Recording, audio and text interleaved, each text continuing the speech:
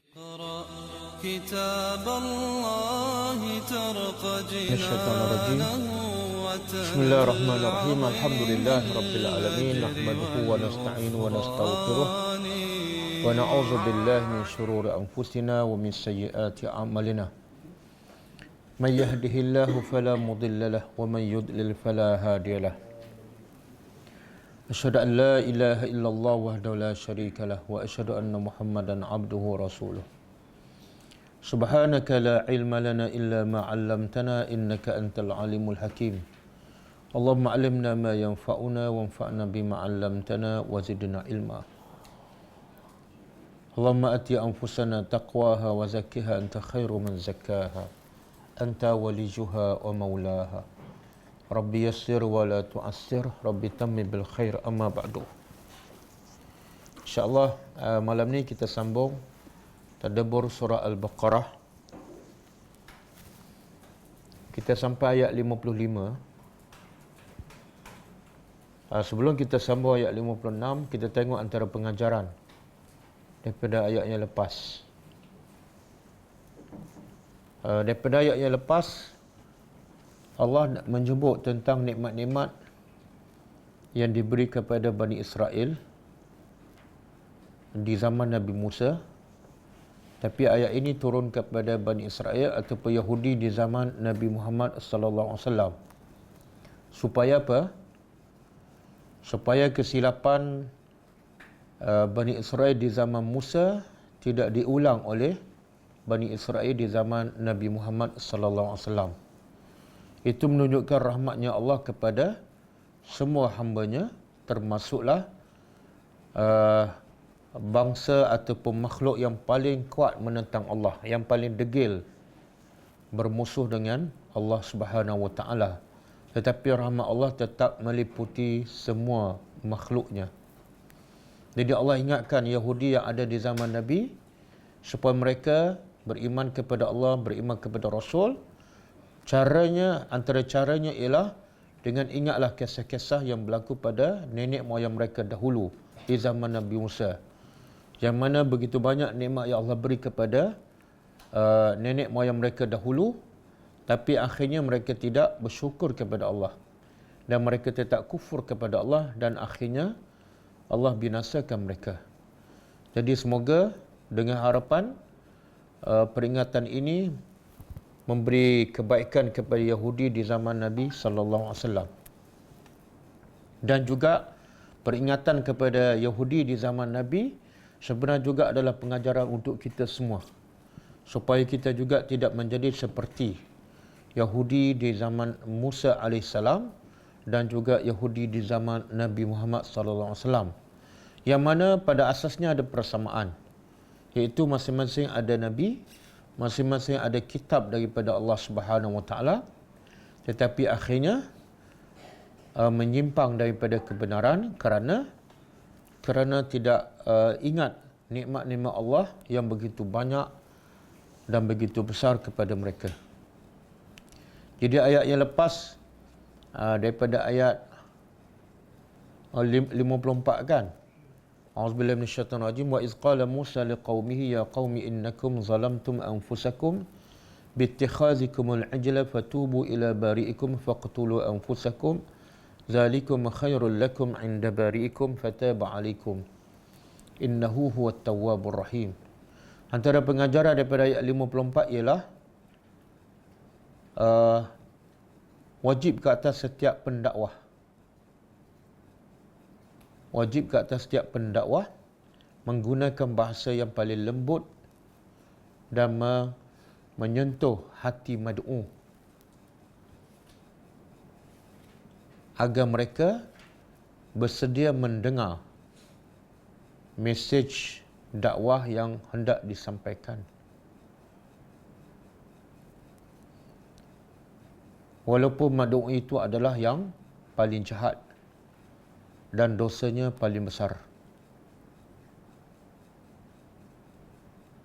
Guna bahasa apa?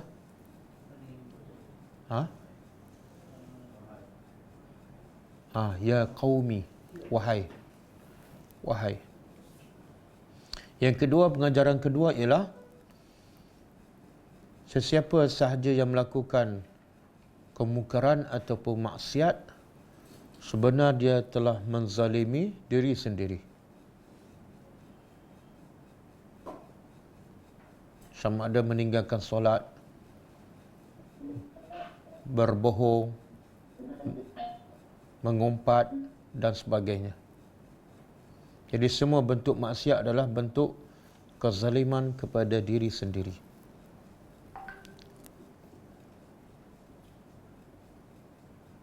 Yang ketiga,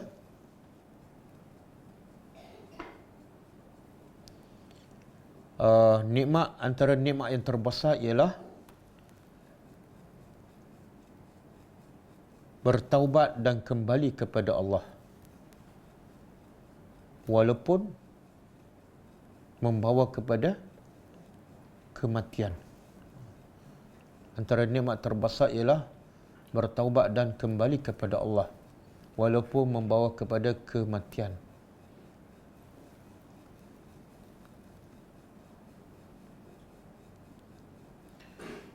Yang keempat,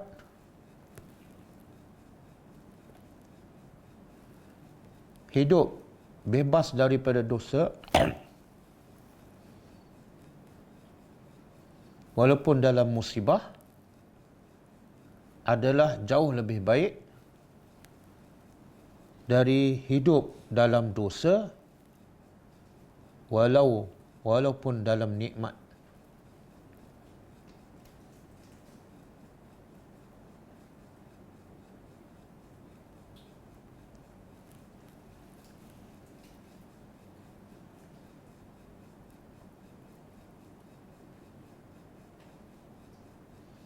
Okey, ayat 55.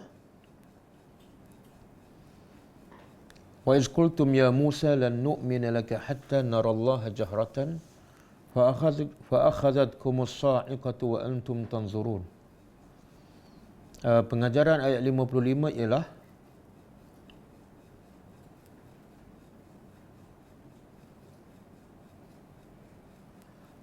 manusia tidak pernah puas dengan nikmat yang diberi oleh Allah, walaupun baru saja melakukan dosa besar dan taubatnya diterima oleh Allah.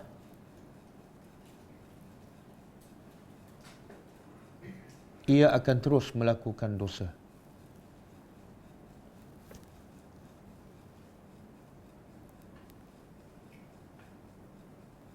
Disebabkan kejahilan.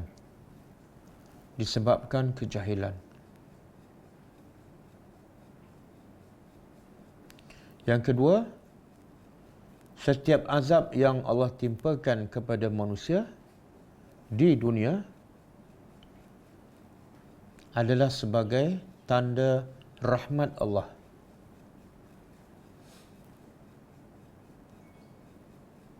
Supaya manusia kembali kepada Allah.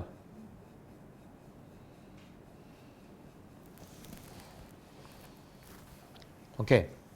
Kita sambung ayat 55. Setelah kaum Musa, ada pendapat yang mengatakan yang 70 orang yang Musa bawa. 70 orang ni yang terpilih. Setelah mereka bertaubat daripada dosa menyembah patung berhala anak lembu tu, maka Musa pilih daripada ramai-ramai itu lebih kurang 70 orang untuk bermunajat di Tur Sina. Tapi bila 70 pergi bersama Musa dan mereka diberitahu oleh Musa bahawa Musa ni bercakap dengan Allah, terima kitab dan sebagainya, maka mereka minta juga sebagai bukti dan sebagai jaminan mereka akan beriman pada Musa, iaitu dengan syarat mereka dapat melihat Allah dengan nyata. Jadi dia minta satu perkara yang mustahil.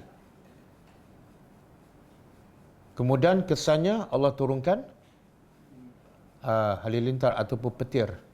Dan mereka wa antum tanzurun. Dalam keadaan mereka melihat. Melihat apa ni?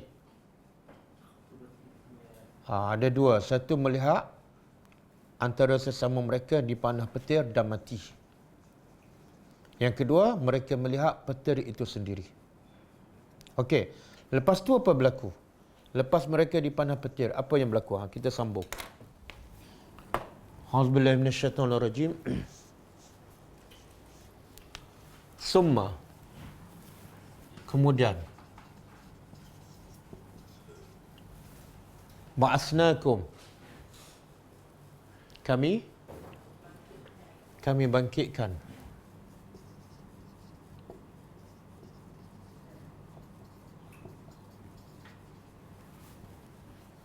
min ba'di mautikum, dari selepas mautikum. Apa dia? Kematian kamu.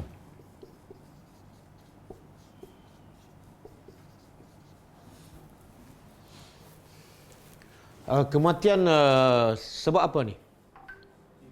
Dipanah petir. Tapi yang dipanah petir dan yang mati siapa? Siapa? Ha?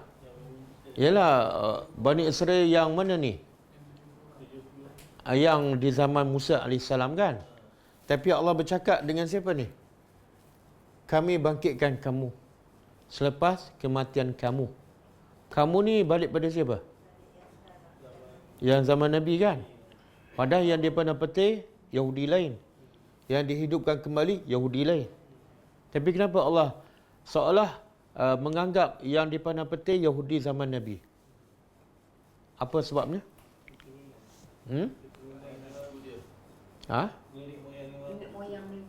Ialah kenapa Allah sebut kamu?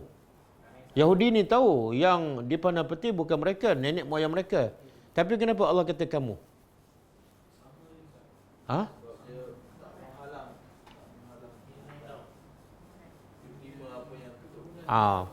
Pertama, sebab bila apa kesalahan yang dilakukan oleh Yahudi dahulu dan diiktiraf oleh Yahudi zaman Nabi, maka seolah yang melakukannya ialah orang Yahudi zaman Nabi. Sebab mereka tak pernah mengingkari, mereka tak pernah mengatakan itu adalah salah. Boleh? Sama juga kaedah pengajaran dia. Orang dulu buat benda salah kan, contohlah benda bid'ah kan. Orang sekarang dia tak buat, tapi dia tak kata salah. Sama je.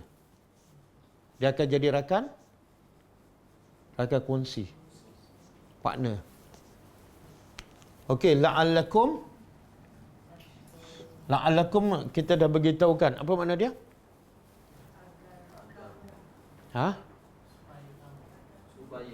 Dia boleh terjemah moga-moga, boleh terjemah semoga, boleh terjemah supaya. Yang mana betul? Supaya. Kalau terjemah moga-moga kamu bersyukur, betul ke salah? Salah. Sebab kalau Allah kata kami hidupkan kamu semula agar ataupun moga-moga kamu bersyukur, seolah Allah mengharapkan. Kan? Allah tak mengharap apa-apa. Kalau Allah mengharap, menunjukkan dia lemah. Jadi sebenarnya la'alla di sini Allah nak bagi dia. Sebab apa aku hidupkan kamu semula? Sebab apa? Jawapannya supaya kamu bersyukur. Supaya kamu bersyukur. Okey. Ini makna hidup mati kembali kan? Mati hidup kembali kan? Dalam Quran berapa kisah berlaku yang mati tapi hidup semula di dunia. Kan biasa bila mati dia tak akan hidup kecuali setelah kiamat kan. Ditiup sangkakala kedua barulah hidup semula. Tapi ada beberapa peristiwa berlaku mati kat dunia dan dihidupkan semula di dunia. Berapa peristiwa semua? Dua. Yang mana? Sahabat kafir bukan mati, itu tidur.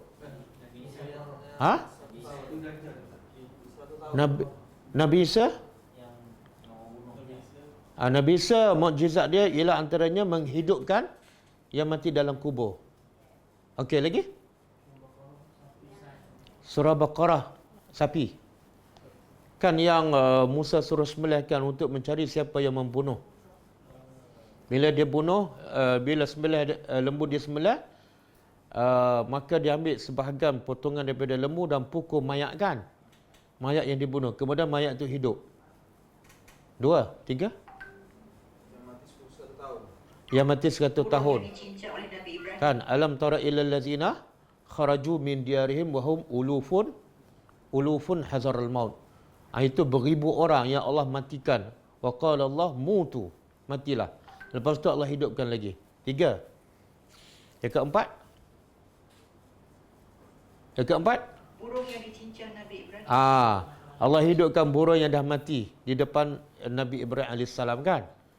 Yang kita sebut semalam. Yang keempat. Yang kelima. Au kallazi marra ala qaryatin wa hiya khawiyah.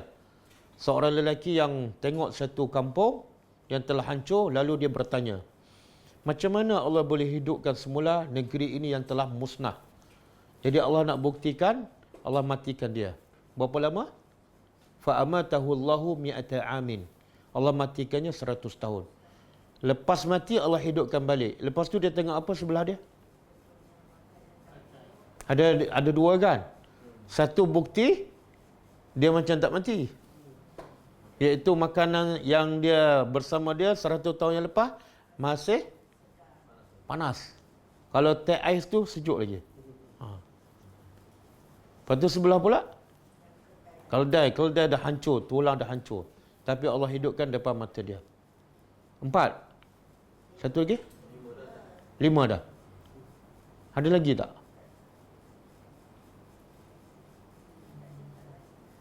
5 semua. 5 semua.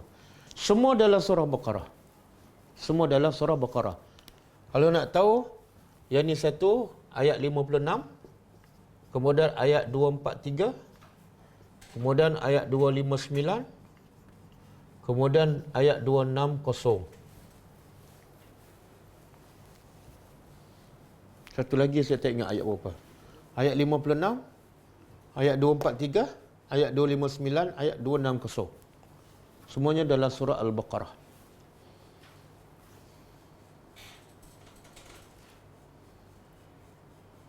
Okey. Cuba tengok. Apa pengajaran daripada ayat 56 ni? Allah dah mati, tapi hidupkan balik. Allah matikan dengan apa tadi? Petir kan? Apa dosa dia? Mana dia minta benda yang mustahil. Sebenarnya bukan mustahil. Sebenarnya tengok Allah ni mustahil ke tak? Tak. Cuma tak sepatutnya. Adakah dia minta nak tengok Allah tu satu dosa? Kalau tak dosa, kenapa Allah hukum? Sebab niat dia mengatakan kami tak akan beriman. Jangan kata dosa, sebab Nabi Musa pun minta juga. Tapi Nabi Musa minta untuk meyakinkan lagi. Okey. Jadi, soalan dia kenapa Allah hidupkan kembali? Supaya mereka. Jadi pengajarannya apa? Pengajarannya apa?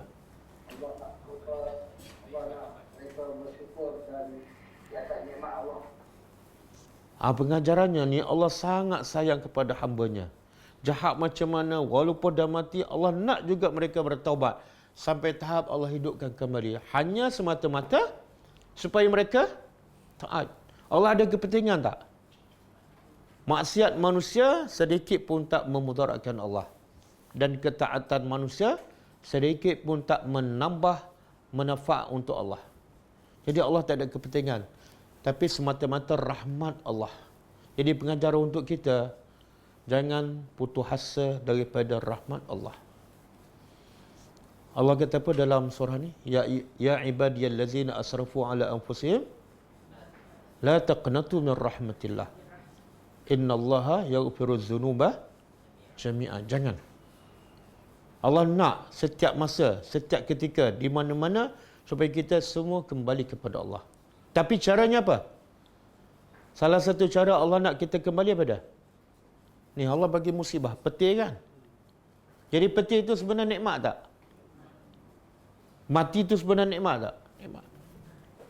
Sekarang Allah sayang tak kepada bangsa Melayu? Buktinya Allah bagi COVID. Okey tak COVID? Okey sebab tak mati kan? Okey.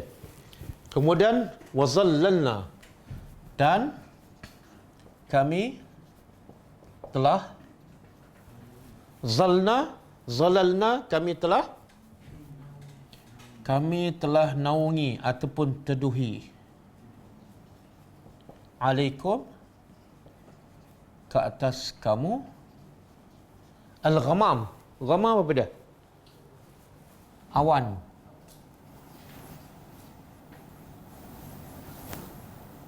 Awan. Sekarang Allah nak sebut apa ni? Nikmat. Ini semua daripada mula Allah kata kepada Bani Israel, ingatlah nikmat kan, umum. Lepas tu Allah sebut detail. Yang bermula daripada apa? Nikmat pertama. Nikmat pertama apa dia? Selamat. Wa iznajjainakum min ali fir'aun. Dan ini ada ciri-ciri nikmat yang Allah beri pada Bani Israel. Apa dia? Iaitu kami teduhkan mereka dengan awan. Jadi apa nikmat tu? Mesti ada sebab kan. Bila Allah kata kami teduhkan, makna mereka tu dalam apa? Panaslah. Bila tu? Mereka dalam kepanasan.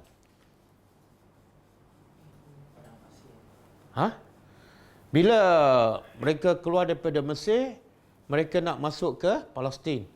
Dalam surah Al-Ma'idah, yang Allah sebut dalam surah 2 Al-Ma'idah ayat 21 sampai 26. Kisah dia detail.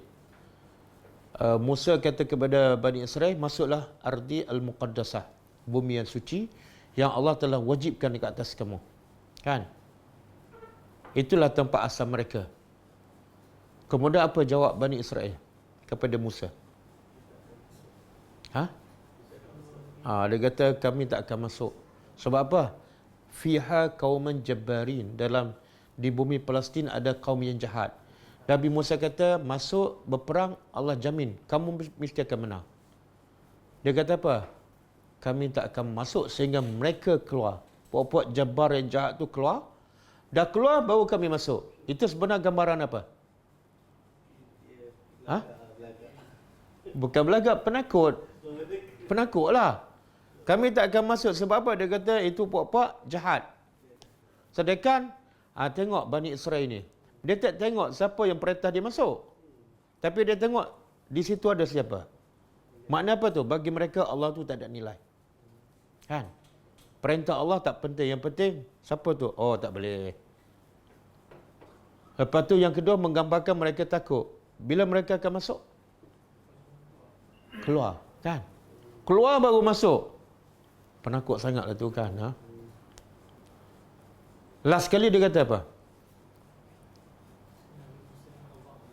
Izhab anta faqatila, kan? Masuk dan kamu berperanglah. Masuk dan dengan Tuhan kamu dan kamu berperang. Kami di sini qaidun, kami duduk kat sini. Kan? Lepas tu Allah hukum mereka, iaitu Allah jadikan mereka yatihuna, sesat. Yatihun makna apa dia panggil? Nana. Tahu bahasa Kelantan? Nana, pening. Berapa lama? 40 tahun. 40 tahun. Yatihuna fil ard. Makna Allah hukum dia sebab engkau perintah masuk ke bumi Palestin. Ada pendapat mengatakan masa tu tak ada satu pokok pun. Tak ada satu rumah pun. Dan mereka berjalan daripada pagi keluar, pusing nak cari tempat yang mereka nak tuju. Akhir-akhir sekali, dekat maghrib tengok-tengok tempat yang mereka mula keluar. Besok dia keluar lagi. Sampai petang, tengok-tengok tempat dia keluar. Makna pening dan nana.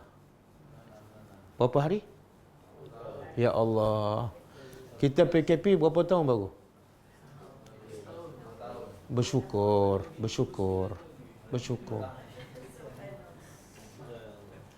Tengok bila kita baca Quran baru kita rasa, ya Allah, PKP ni sebenarnya tak ada apa kan? Baru 2 tahun, boleh pergi lagi kan?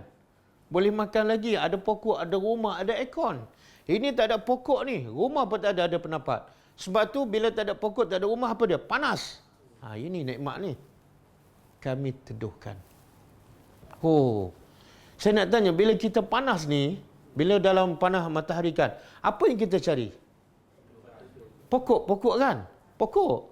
Maknanya pokok tu satu nikmat bila kita dalam kepanasan. Sebab itulah orang di padang mahsyar kan 50,000 tahun berdiri, bukan duduk kan, berdiri dalam keadaan bogel. Dan matahari pula cuba bayangkan, yang ni 40 tahun, yang di padang mahsyar 50,000 tahun. Dan siapa yang dapat teduhan? Ya Allah. Bukan orang yang kaya, bukan orang yang pemimpin, tak. Kalau pemimpin pun pemimpin yang adil. Yang kedua? Siapa yang kedua? Orang yang selalu hatinya di masjid, kecuali musim PKP. Ada kecuali. Kalau tak nanya dia. Yang ketiga?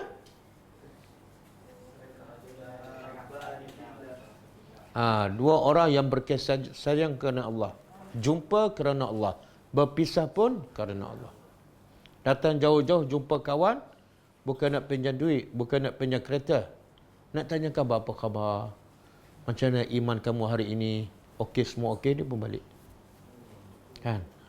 Biasa kita jumpa kawan sebab apa? Nak tanya iman ke nak minta dia belanja kopi? Jom lepak kedai mamak kan. Itu bukan dua orang yang berkasih kerana Allah. Itu dua orang berkasih kerana kedai mamak. Yang keempat, orang yang pemuda yang membesar dalam beribadat kepada Allah. Pemuda yang membesar dalam beribadat kepada Allah. Yang kelima, orang yang bersedekah, tangan kanan, tangan kiri tak tahu. Bukan susah kan. Ramai orang sedekah, satu dunia tahu. Kan? Di mana dia ada, satu dunia tahu. Susah. Jadi bila bersedekah, pastikan dia tersembunyi. Yang keenam,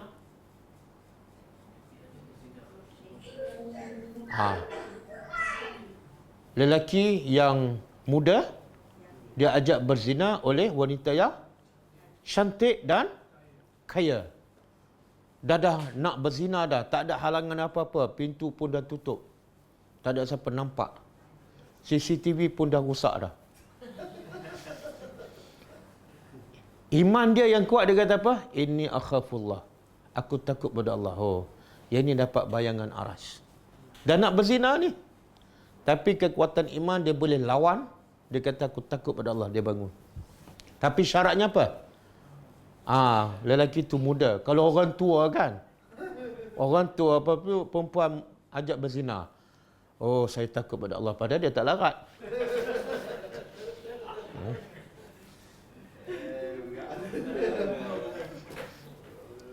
Ataupun lelaki muda. Tapi yang ajak tu wanita tua. Dia kata apa? Aku takut pada Allah.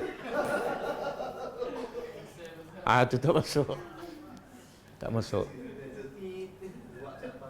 Tengok, Nabi bagi tahu tu, kuatnya iman apa dia? Wanita cantik, muda, dia pemuda dan kaya. Maknanya, bukan senang. Bukan senang. Okey. Boleh? Ini nikmat ni. 40 tahun dapat awan. Kita di padang mahsyar 50,000 tahun. Carilah awan sekarang.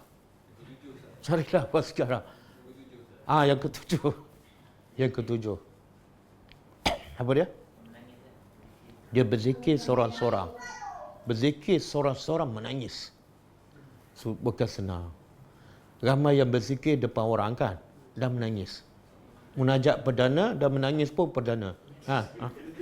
Itu tak masuk. Tak masuk.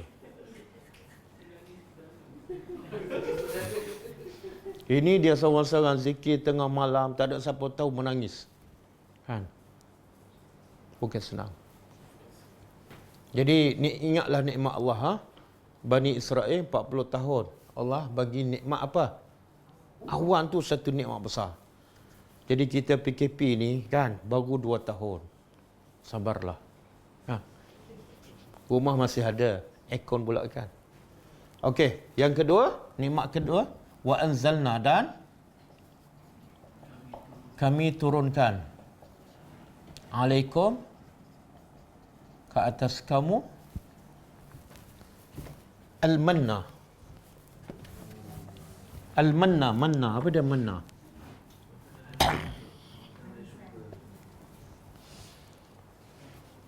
Manna, apa makna manna? Makanan daripada syurga. Ada dalil tak? Ada dalil tak makanan daripada syurga? Siapa kata makanan dalam syurga? Ha? Turun dari mana? Daripada langit. Langit dengan syurga beza tak? Bila nak bercakap kena ada dalil. Allah tak kata al-manna minal jannah kan? Kenapa nak tambah-tambah ni? Ha? Yalah, langit bukan syurga. Ha?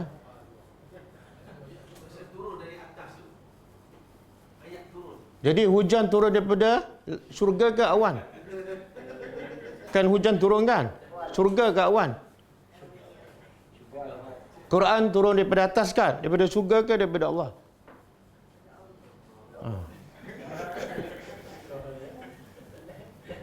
Jadi kita tafsir mengikut apa yang Allah cakap. Allah kata manna. Manna apa makna dia? Manna ni apa makna sebenar? Kita pernah dengar tak ayat ni? Ya ayyuhallazina amanu la tubtilu sadaqatikum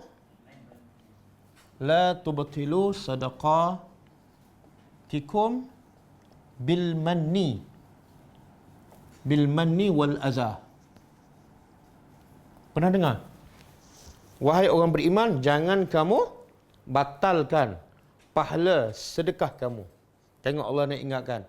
Sayangnya Allah pada orang beriman, sehingga Allah pesan ni, kamu dah ikhlas sedekah, dah jadi pahala, tapi pahala tu boleh terbatal. Maka Allah pesan, jangan batalkan pahala sedekah kamu yang ikhlas tu. Jangan batalkan. Apa yang boleh membatalkan pahala sedekah? Bil man. Samalah. Perkataan yang sama. Jadi nak terjemah apa sini? Manna. Bil manni wal adha. Nak terjemah apa? Berapa ramai yang sedekah dah ikhlas jadi pahala, lepas 5 tahun padam, burn. Ungkit. Dia terjemah apa ungkit? Kalau al-azhar, azhar apa dia makna al-azhar?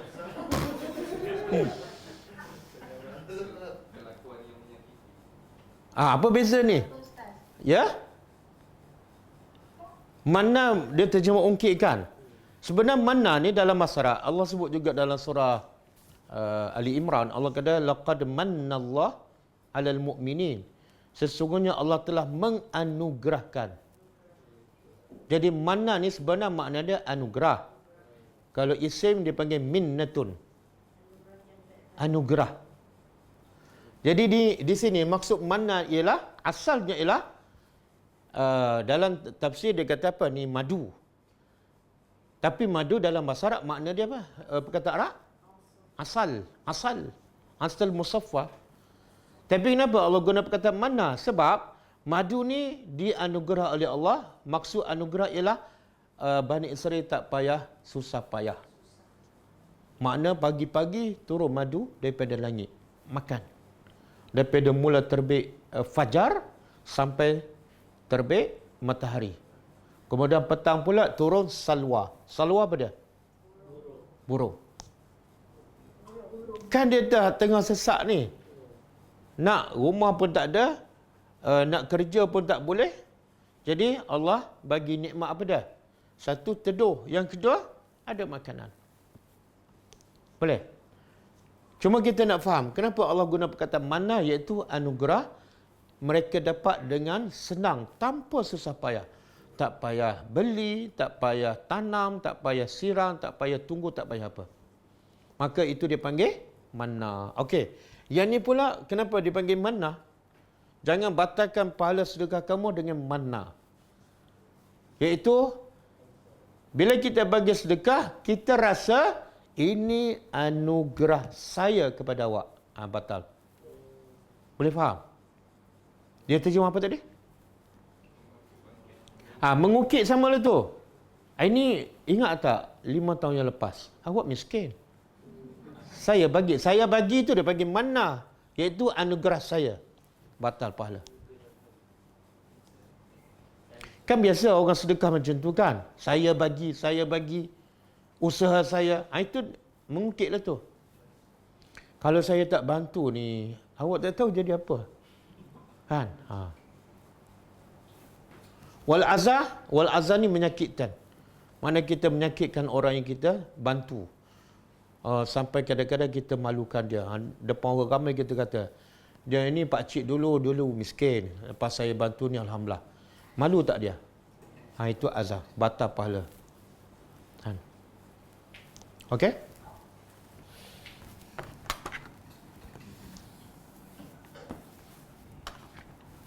Jadi kami turunkan ke atas kamu manna. Kita tak tahu daripada langit kan, tapi daripada syurga ke, wallahu alam. Saya tak jumpa dalil. Manna madu.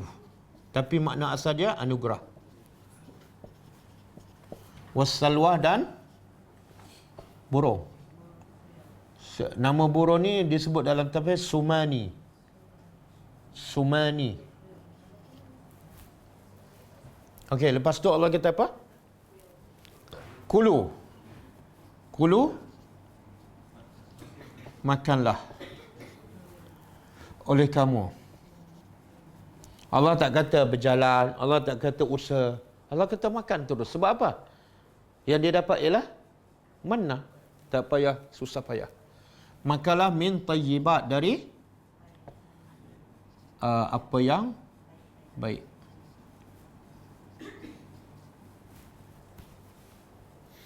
Dan ada tafsir dia sebut manna dan salwa turun setiap hari. Dia tak perlu simpan. Tak payah manna pagi ni simpan untuk besok. Tak payah sebab besok turun lain. Ma razaqnakum, apa yang kami rezekikan kamu.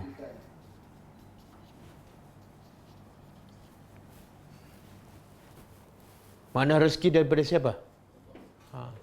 Jadi tengok manusia buat dosa macam mana pun, sesat macam mana pun, Allah jamin tak rezeki. Kan? Ini punca manusia sesat ni sebab dia tak yakin Allah dah jamin rezeki dia. Melilau cari rezeki sampai tinggal perintah Allah.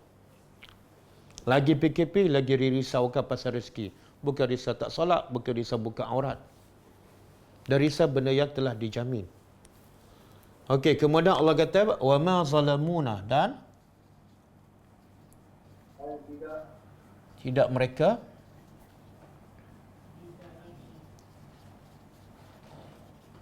menzalimi kami. Walakin akan tetapi adalah mereka anfusahum, diri-diri mereka sendiri yang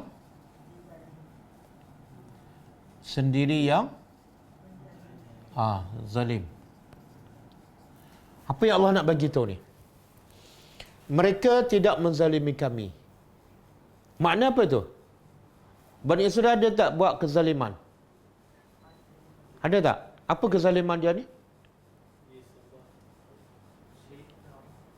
Tu yang sebelum tu. Salah satu. Yang terbaru apa dia ni? Tak, dalam konteks ni. Ni yang setelah Allah bagi nikmat awan, manna dan salwa. Kezaliman dia apa dia? Dosa dia apa dia? Dia engkar perintah Allah supaya masuk bumi Palestin. Jadi mereka zalim tak? Zalim. Tapi mereka rasa tak mereka zalim diri sendiri? Tak. Sebab tu dia buat maksiat. Waktu kata Imam Hasan al-Basri, orang beriman, dia buat ketaatan. Al-mu'min ya'malu bit-ta'ah wa huwa khaifun mushfiqun. Wal fajir ya'malu bil ma'siyah wa huwa aminun. Apa maksud dia? Orang beriman buat amal soleh tapi takut. Orang jahat buat maksiat tapi aman. Boleh faham? Orang buat maksiat aman tak? Aman. Buktinya apa? Dia buat lagi. Kalau dia tak aman, dia bertaubat. Kan? Pencuri aman tak? Aman sebab ada 3 tempat lagi dia belum mencuri. Tapi orang beriman lagi beramal soleh, lagi dia rasa takut. Itu beriman. Sehingga kan Hasan Basri kata apa? Siapa yang rasa dia tidak ada sifat munafik, dia munafik. Boleh faham? Saya tak adalah sifat munafik. Munafik lah tu. Sebab apa? Orang beriman sentiasa takut dia ada. Buktinya Umar. Orang sahabat Umar pun takut ada sifat munafik. Dia bukan Umar, Pakcik Umar je. Tapi confident je. Saya mana ada sifat munafik.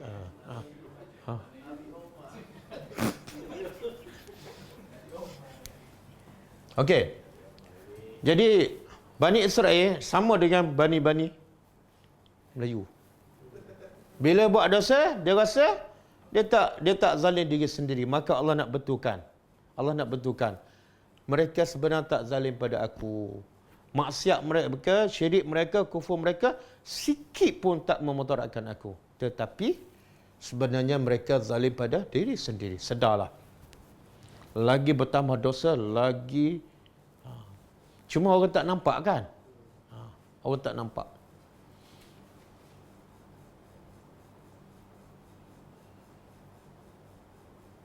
Okey. Nampak tak rahmat Allah di sini? Lawan perintah Allah, Allah sesatkan 40 tahun kan? Dalam sesak, dalam panas, ada lagi tak rahmat Allah? Ya Allah. Kita kalau dah orang tu jahat sangat, kalau kita hukum dia, dalam hukuman kita yang keras tu ada tak rahmat? Kita pukul betul. Nak makan apa? Ada tak? KFC ke, Merinda ke, teh tarik ke? Ada? Tak ada pengalaman? Yalah macam yang bodyguard yang kena pukul kat China kan? Pukul, lepas tu ada tak rahmat? Okey, lepas ni ambil duit pergi hospital. Ada. Okey, kemudian Allah kata, wa'iz, dan ketika mana qulna, kami berkata, udkhulu. Udkhulu apa dah? Ini Allah nak sebut lagi nikmat yang Allah bagi pada Bani Israel. Apa dia? Udkhulu, masuklah. Hazil qaryah. Qaryah ni apa makna?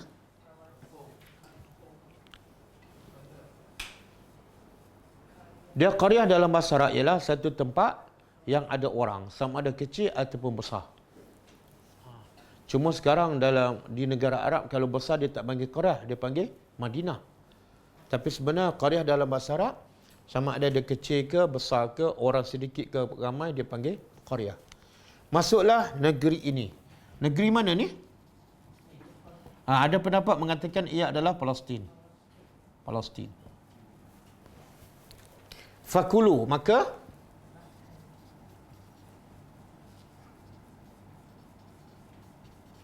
makalah minha, darinya.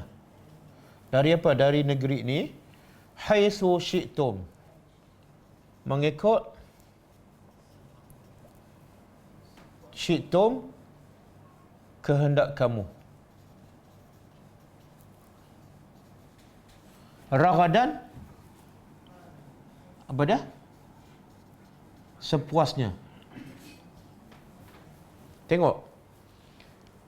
Pasal rezeki tak ada masalah kan. Allah kata satu masuk, yang kedua makan. Dan makan pula al-had tak? Okey, masuk lepas tu makan pagi je. Tengah hari tak ada makan. Tak, Allah kata makanlah mengikut kehendak kamu. Nak makan 3 kali, 4 kali sehari. Bila-bila dan apa saja. Raghadah Makna rezeki dijamin tak? Dijamin. Dia zalim. Kalau Allah suruh kita sembah dia tapi dia tak bagi makan, itu zalim. Faham? Zalim. Dan manusia pun tak akan sembah. Contohlah, kita nak suruh anak kita taat, tapi kita tak bagi makan. Dengar cakap ayah.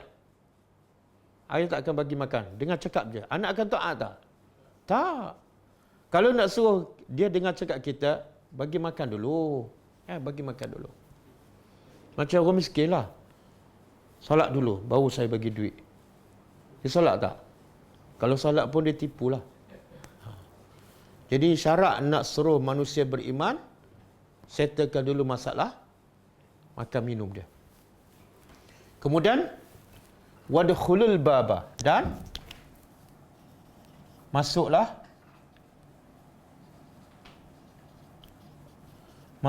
oleh kamu bab apa dia? Pintu apa ni? Dia biasa setiap negeri, setiap kampung ada pintu masuk kan? Betul kan?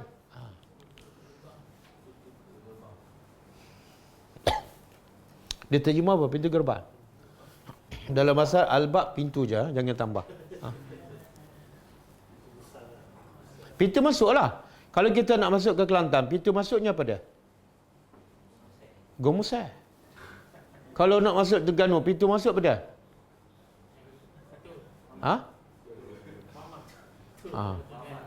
Dia ada pintu masuk. Nak masuk KL ada jalan dia kan. Jadi masuk melalui pintunya, sujada dalam keadaan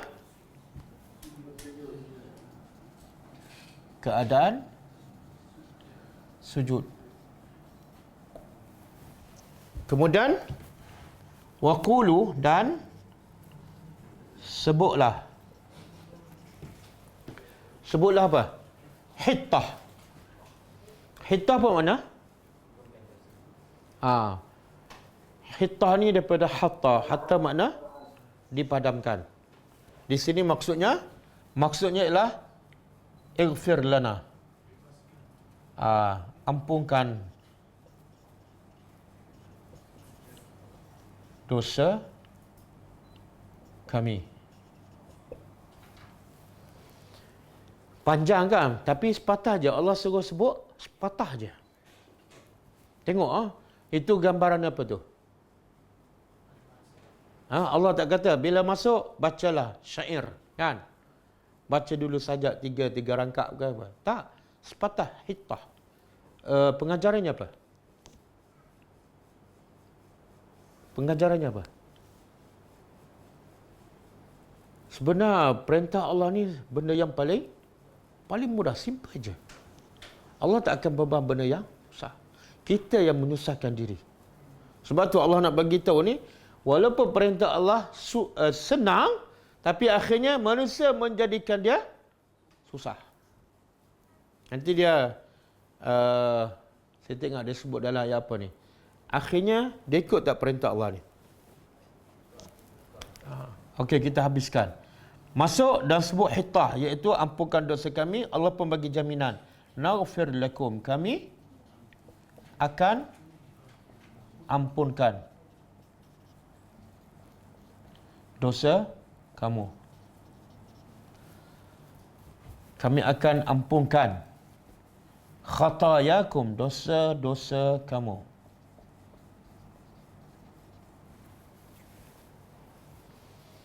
Wasanazidul muhsini, dan kami akan tambah kepada orang muhsinin. Kepada muhsin apa makna? Berbuat baik macam mana ni?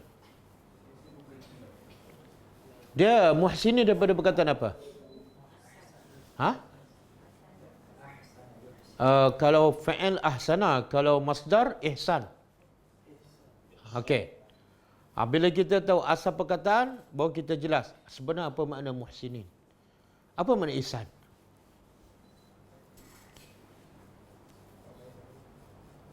Orang kata muhsinin buat baik macam mana? Kita termasuk tak muhsin ni? Faisal?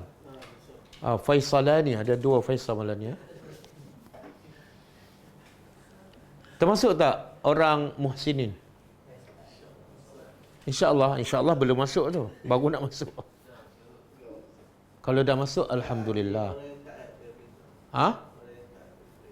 Tak tepat. Buat baik tanpa harap balasan. Tanpa mengharap balasan. Tanpa mengharap balasan. Kurang tepat. Faisal.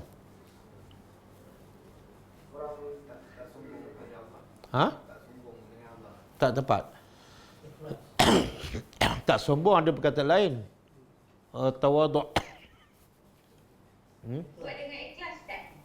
Tak tepat. Kalau ikhlas ada perkataan lain, mukhlisin. Apa dia? Harafiah? Betul. Apa makna ihsan? Dia ihsan ada dua. Satu, ihsan ilal khaliq. Yang kedua, ihsan ilal makhluk. Kita nak faham muhsinin, kena tengok asal perkataan dia. Ihsan. Apa makna? Ada dua. Satu, ihsan kepada Khalik. Macam mana ihsan kepada Khalik? Macam Rafian beritahu. Kan Jibril jumpa Nabi kan? Mula-mula tanya pasal Islam. Lepas tu tanya iman. Lepas tu tanya makna darjah paling rendah Islam. Tinggi sikit iman, mukmin. Paling tinggi muhsin. Iaitu dia sembah Allah ka'annaka tarah. Okey. Yang kedua, ihsan kepada makhluk. Macam mana?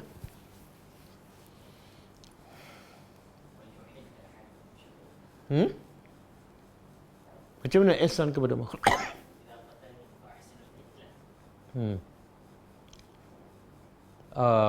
Makna bila nak sembelih,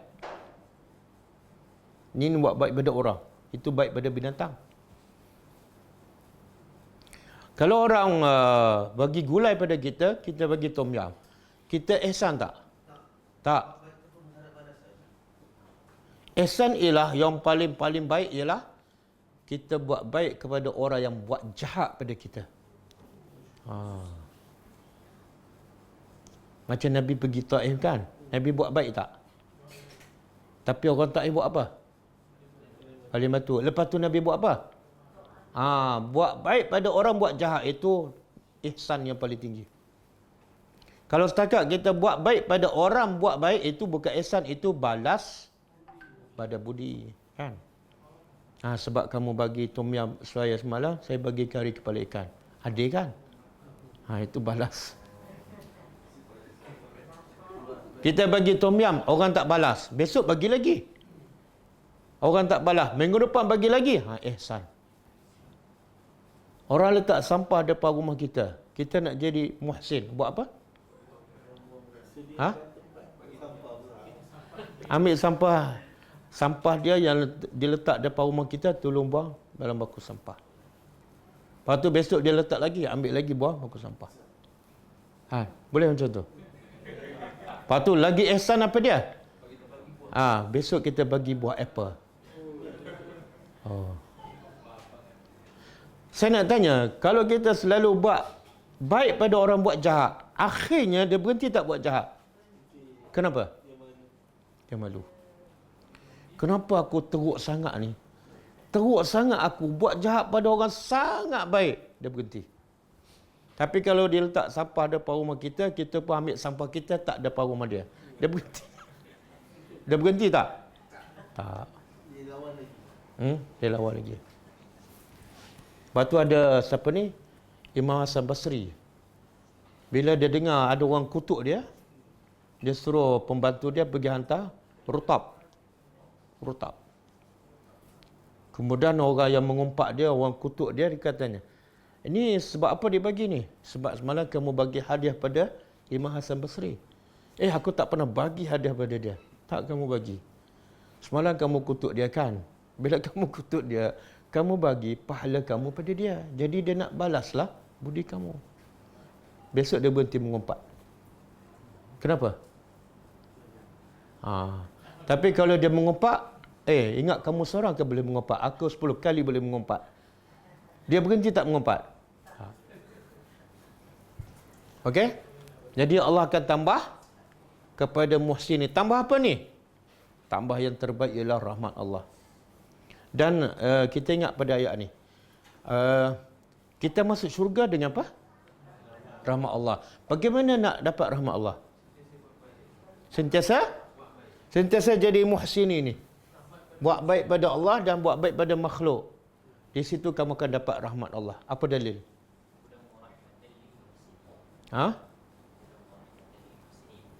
Betul. Satu lagi, inna rahmatallahi qaribun minal muhsinin. Sesungguhnya rahmat Allah qarib, dekat sangat dengan muhsinin. Jadi kalau betul kamu nak masuk syurga, kena cari rahmat. Kalau betul nak cari rahmat, sukalah buat baik pada orang. Jangan pentingkan diri. Okey. Jadi dalam ni kita tengok ni apa yang Allah cerita pasal Bani Israel. Ada Allah bagi nikmat, ada Allah bagi azab kan? Ada Allah bagi balasan kan? Sebenar balasan tu adakah betul-betul balasan ataupun di sebalik itu ada rahmat? Sepanjang kita baca ni kan, walaupun bunyi macam Allah balas, Allah matikan, Allah hidup balikkan, sebenar semua penuh dengan rahmat Allah. Sebab tu tidak ada seorang pun baca ayat Quran walaupun dalam bentuk azab, dia akan rasa rahmat Allah. Cuba buka surah ni, surah Maryam ayat 58 ke? Surah Maryam ayat 58. Betul ke?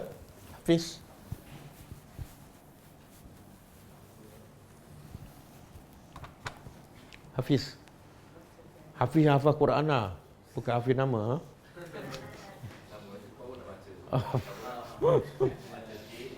Betul? Surah Maryam. Hujung ayat tu. Wa iza. Dia ayat tu panjang. Ada. Wa iza.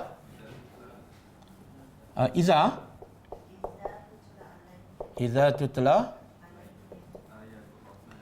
tutla alaihim ayatu Ar-Rahman kharru sujada dan wabuqiyah.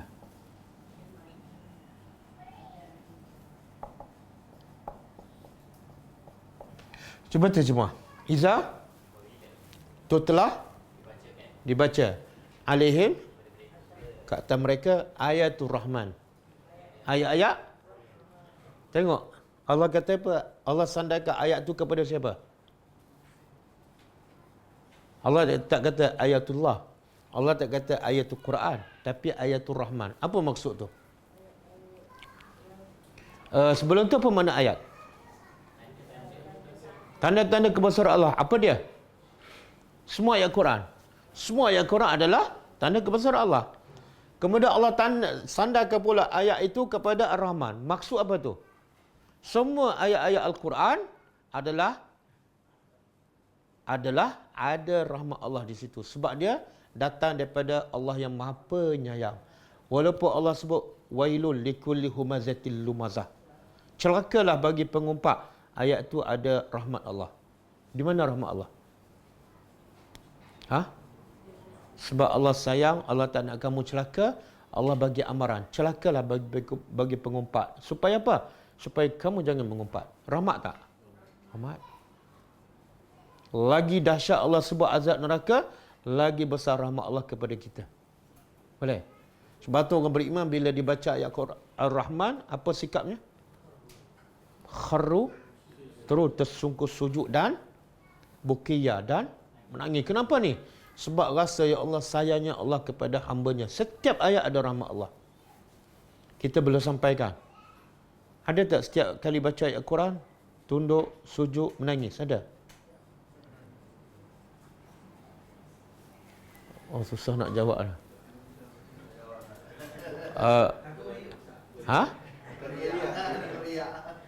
Tak, dia bila jawab seolah orang bukan riak. Yang riak ni ustaz tak tanya, dia sibuk bagi tahu. Saya baca ayat semalam menangis ustaz. Itu riak tu. Okey, cukup lah. Tak dengar.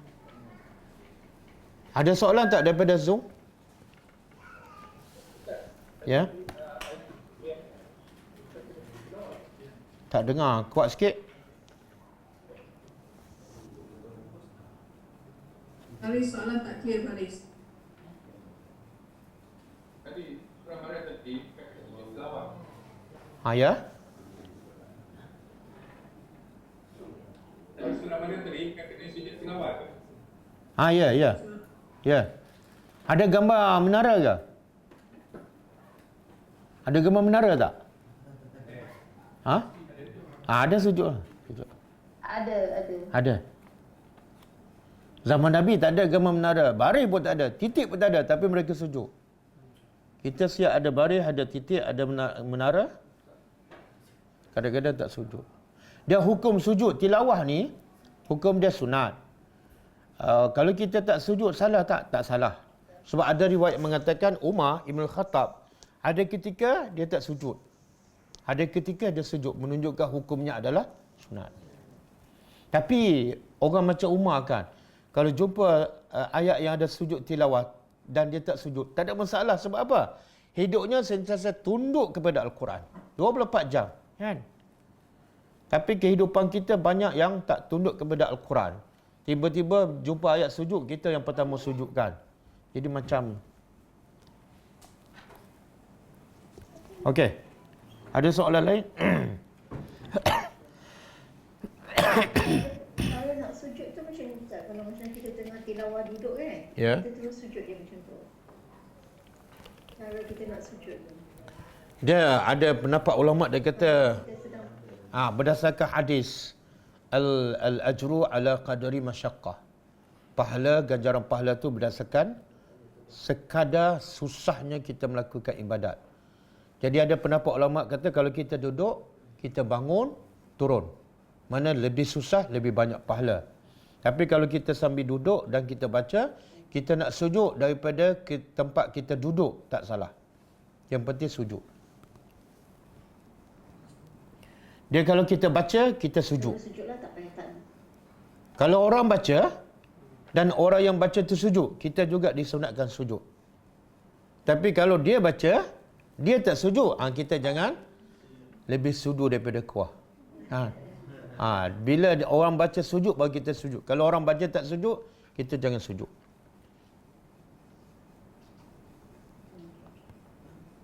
Jazakallah khairan. Wa anti fa jazakillahu khairan. Ada soalan lagi? Betulkah Ustaz, betulkah dalam bulan puasa jenazah dalam kubur tak diseksa?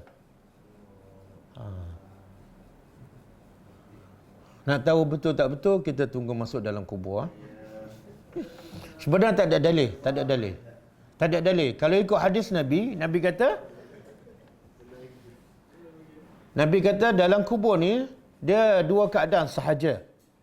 Sama ada dia menjadi taman syurga, maka dia akan sentiasa dalam nikmat. Bulan Ramadan ke, Syawal ke, sepanjang masa 24 jam. Kalau dia adalah orang beriman. Yang kedua, keadaan kedua, kubur akan menjadi lubang neraka. Bila lubang neraka, dia sentiasa ada api, sentiasa panas, sentiasa terseksa. Walaupun di bulan Ramadan. Yang kata tak diseksa bulan Ramadan tak ada dalil. Tak ada dalil. Saya pun tak faham lah orang Melayu. Benda-benda yang tak betul, yang tak ada dalil tersebarkan. Yang kedua, benda yang tak ada kaitan dengan dia pun. Yang tak disesa dalam kubur mayat orang lain, dia belum tentu lagi. Kenapa kita suka sibuk pasal orang kan? Lagi teruk dia kata apa? Bulan Ramadan roh balik. Roh balik ke tak balik bukan urusan kamu dah. Urusan kamu apa? Kamu kembalilah kepada Allah.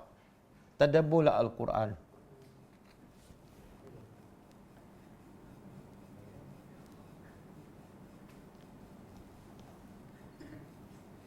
Ada 3 soalan daripada Zoom Ustaz. Ya.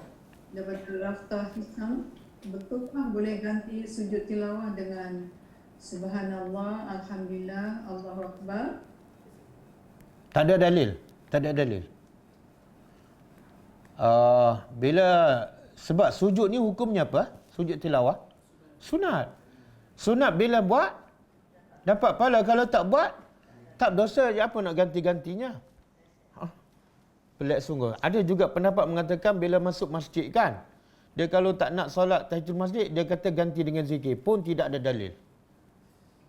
Itu dalil mazhab yang pemalas tu.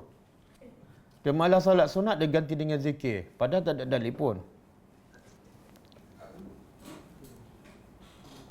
Okey, kalau tak hafal bacaan sujud sejadah, boleh tak baca bacaan sama? Boleh.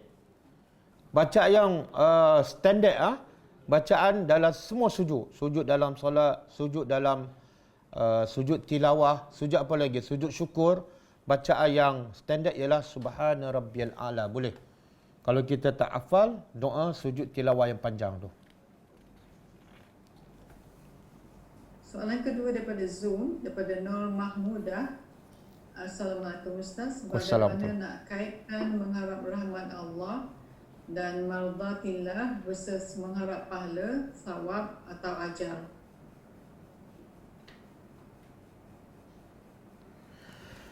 Bagaimana nak kaitkan rahmat Allah, mengharap rahmat Allah dengan mengharapkan pahala? Sebenarnya bila kita dapat rahmat Allah, kita akan dapat apa? Kita akan dapat pahala, kita akan dapat syurga. Jadi dia kait mengaitlah tu. Bila dapat rahmat Allah, dapatlah pahala. Bila dapat pahala, dapatlah syurga. Cuma saya nak sebut, sebelum ni saya dah sebut, asas untuk dapat rahmat Allah yang paling besar pada tadabbur Al-Quran. Sebab Allah kata apa? Wa iza quri'al Quran fastami'u lahu wa ansitu la'allakum turhamun. Allah kata bila dibaca Quran, hendaklah kamu diam, satu. Yang kedua, dengar. Diam dan dengar apa maksud? Menghayati maksud dia. Lepas tu Allah kata apa? La'allakum turhamun. Supaya dengan cara kamu diam dan dengar, turhamun, kamu dirahmati Allah. Jadi cara nak dapat rahmat Allah, Allah kata tadabbur Al-Quran. Dengar, diam, fokus kan, dan ikut. Ramai orang minta nak masuk syurga tapi tak ikut Al-Quran. Itu adalah satu perkara yang paling pelik lah. Soalan akhir daripada Zoom Ustaz. Ya. Orang ni tak bernama. Salam Ustaz. Al-Quran Waalaikumsalam. menyatakan dalam kehidupan ini tertakluk pada ajal atau batas waktu. Dan ini termasuklah memakbulkan doa. Boleh Ustaz sahkan kenyataan ini? Saya cuma nak sahkan pemahaman saya hasil dari pembacaan Quran. Boleh ulang.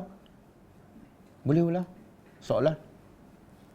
Sebab nak sah apa-apa kena jelas. Al-Quran menyatakan dalam kehidupan ini tertakluk pada ajal atau batas waktu. Dan ini termasuklah memakbulkan doa. Boleh Ustaz sahkan kenyataan ini? Saya sahkan.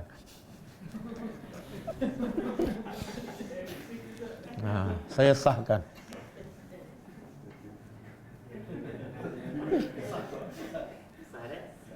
Tanya jemaah, sah tak?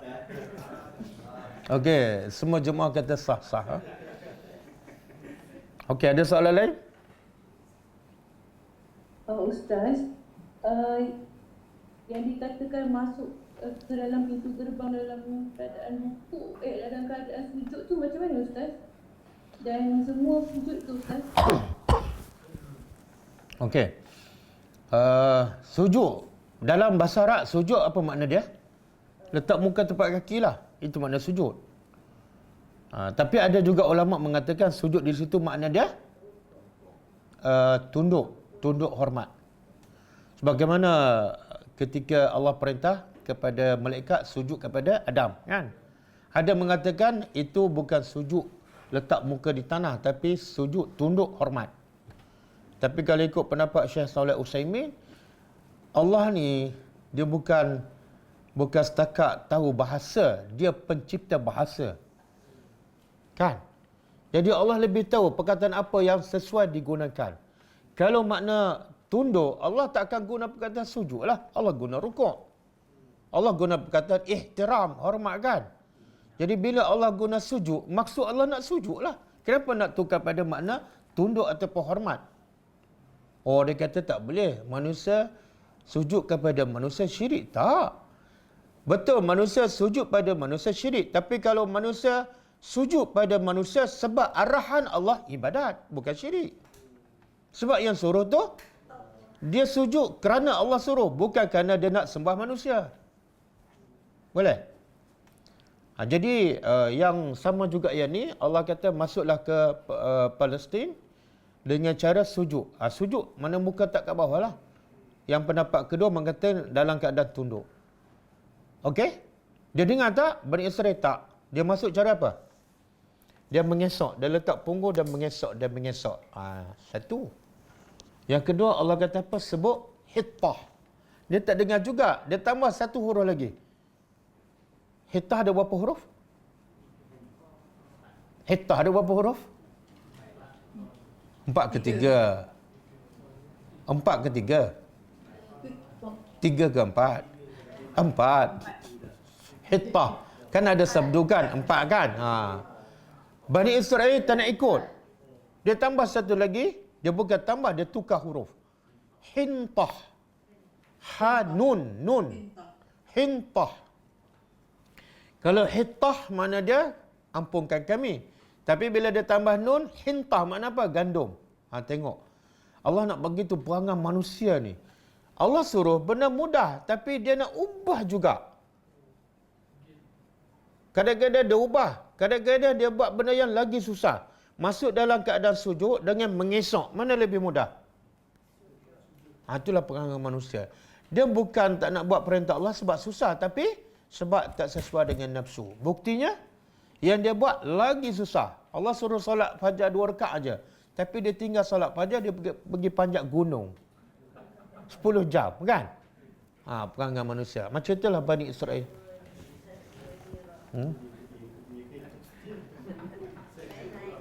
Allah suruh pergi masjid, solat 2 rakaat. Dia ambil basikal, cycling, 3 jam, berpeluh. Sampai aksiden, kan? Bukan tak boleh naik basikal, solatlah subuh dulu, kan? Lepas tu bila naik basikal tu pakai yang longgar, pakai jubah pun okey, kan?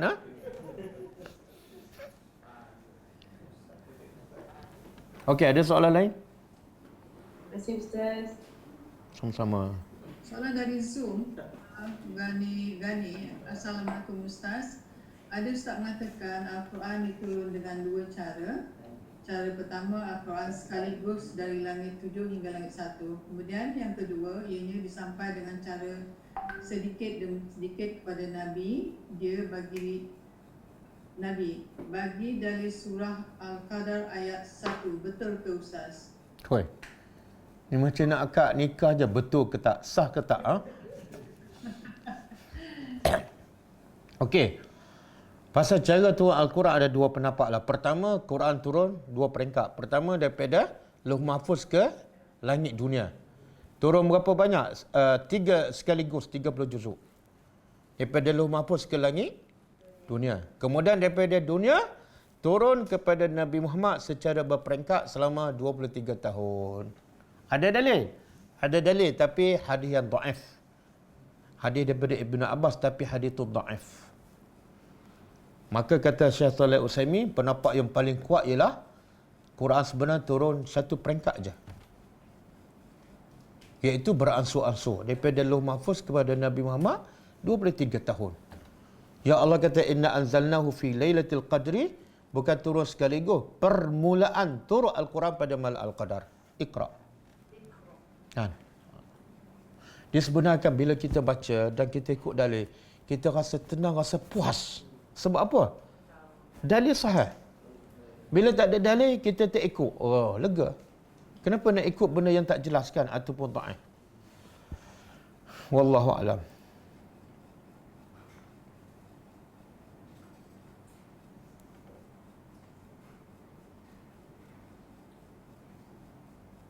Seorang musafir di bulan Ramadan kemudian telah solat maghrib dan isya jamak takdim. Lepas tu bolehkah dia menerukan dengan solat sunat tarawih? Okey. Ulama mengatakan solat witir kan, solat witir bila? Lepas isya. Fatwa ulama, kalau kita solat musafir, solat jamak maghrib dengan isya jamak takdim. Lepas solat isya tu, walaupun masih dalam waktu maghrib, kita boleh solat witir. Maknanya boleh juga solat tarawih. Sebab apa? Sebab syarat solat witir selepas isya, bukan di waktu isya. Boleh faham?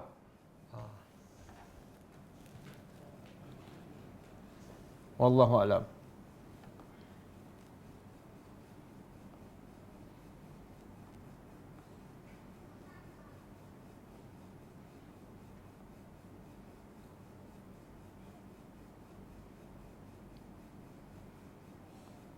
Ada lain soalan?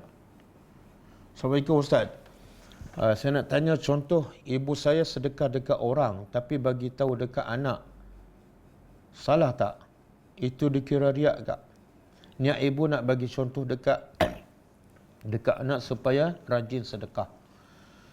Dia sebenarnya tidak ada dalil lah dan tidak ada petunjuk daripada kisah Nabi ke, kisah para sahabat ke, bila mereka sedekah mereka bagi tahu anak. Tidak ada.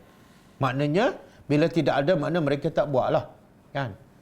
Satu. Yang kedua, bila kita sebut pada anak, apa tujuan?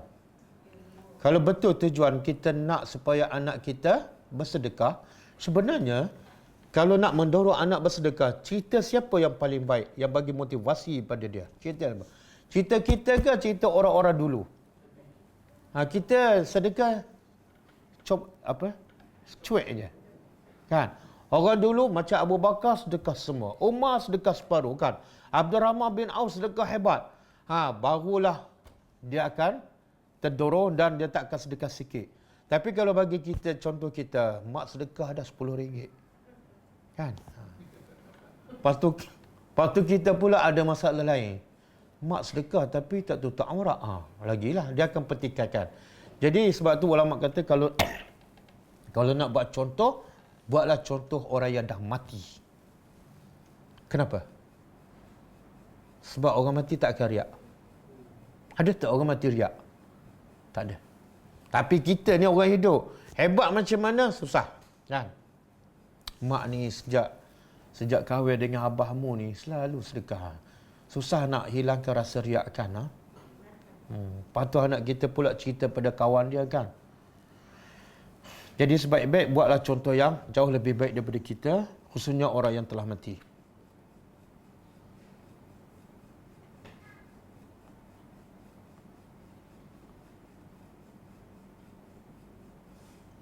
Ustaz, apa Nabi wirid selepas salat witir? Subhana malikil Qudus.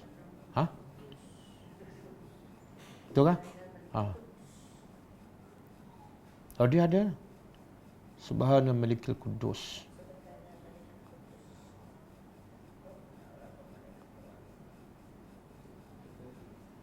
Ustaz nak minta pencerahan mengenai haji badal untuk orang telah meninggal dan belum menunaikan haji. Ya, sebenarnya badal haji ni yang ada, memang ada hadis. Tapi ulama mengatakan kalau orang mati tu dia wajib melakukan haji tapi dia tak buat, maka bolehlah kita buat badal haji. Sebab apa? Sebab dia memang dah wajib tapi dia tak buat. Tapi kalau orang tu dah masa dia hidup tak wajib pun, dia miskin, tak mampu. Bila dia tak wajib, dia tak mampu, bila dia mati, tak payah kita buat ibadah haji. Kenapa nak buat benda yang tak wajib? Lebih baik kita sedekah untuk si mati. Kan? Sedekah masjid ke, buat telaga untuk orang miskin, niat pahala tu kepada si mati. Itu jauh lebih bermanfaat kepada si mati daripada kita upah haji yang sebenarnya tak wajib pun kepada dia. Satu. Yang kedua, upah haji ni biasanya berapa dia bayar? 1,000 lebih kan? Saya biasa duduk Mekah lama. Biasa dapat upah haji kan. Dia dalam keadaan sekarang, orang ramai susah nak kerjakan haji. Tiba-tiba dapat 1,000. 1,000 tu dia bagi. Lepas tu, kalau bagi, agak-agak siapa yang nak terima 1,500? Agak-agak siapa? Ustaz? Tok Guru? Bukan. Orang-orang biasa je. 1,500 kan? Kadang-kadang orang Indonesia, ni pengalaman saya duduk kat Mekah kan. Bila orang Indonesia dapat, dia pun dapat yang lain. Kata 5 ibadah haji dia dapat. Takkan dia dapat 5-5? Mana boleh. Dia pilih satu je. Jadi yang 4 lah, dia sub kepada orang. Daripada 1,500, dia ambil 200. Tinggal berapa? 1,300. Yang 1,300 pula dah ada 3. Dia sub pula pada orang. Akhir sekali yang betul-betul buat haji dapat 800. Cuba bayangkan. Dengan 800 nak buat kerja haji yang susah ni, agak-agak haji terbaik tak? Tak. Sebab tu saya setuju dengan cara Tuan Guru ni Aziz. Allah yarham. Dia kata kalau nak bagi upah haji, apatah lagi untuk bapa kita ke, bagi yang paling mahal. Sebab bapa kita nak haji yang terbaik lah. Biar jangan upah orang kat sana. Orang kita tak kenal. Cari orang kat sini yang kita kenal kesalehannya, takwanya, ilmunya, supaya kita dapat paling-paling kurang kita tenanglah. Haji yang dia akan dilaksanakan oleh ustaz ni adalah haji yang insya-Allah mabrur. Maka bagilah harga daripada sini. Kalau 10,000, 10,000 lah. Kenapa takut nak bagi mahal? Kan kita nak bapa kita dapat haji mabrur, kan? Jangan kedekut pula. Nak buat baik pada bapa tapi kedekut. 1,500. Kan? Wallahu a'lam. Waalaikumsalam Ustaz, tentang badal haji. Wassalam. Bukankah yang lebih baik adalah anak sendiri yang mengerjakannya? Ya, paling baik anak lah. Anak. Tapi syarat dia anak kena buat haji dululah. Mungkin anak tu belum buat haji kot. Tapi tak apa, dia pergi buat haji dulu, lepas tu tahun depan pergi pula. Tak boleh pergi turut-turut. Bayarlah mahal. Pakej yang mahal tu, yang 50,000. Kan untuk bapak kamu. Kan? Buat je lah.